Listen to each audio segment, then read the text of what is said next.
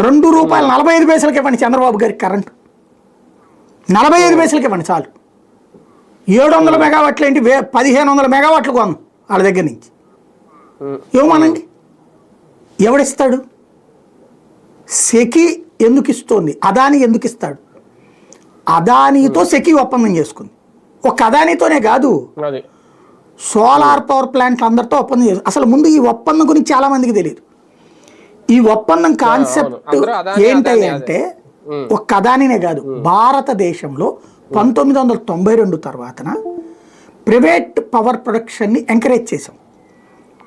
ఒకప్పుడు రోజుల్లో ఏంటి, మనకి నెల రోజులకు వస్తుందా, 2 నెలలు, ఇదే కరెంటు వారంలో పూర్తిగా ఒక 5 గంటల కరెంటు ఉంటే కష్టం. నాకు బాగా గుర్తు, మా చిన్నప్పుడు గుడివాడ, గుంటూరు, విజయవాడ, తెనాలి వీటిట్లో ఉన్నాం కదా, లేదా బంధువులు ఇళ్ళకి మంగళగిరి, కొల్లిపర, అమరావతి, నరసరావుపేట ఇట్లా వెళ్తే ఎక్కడైనా సరే ఓ ఇసనకర్ర ఉండేది, ఇట్టా ఇసురుకుంటా కూర్చోడమే.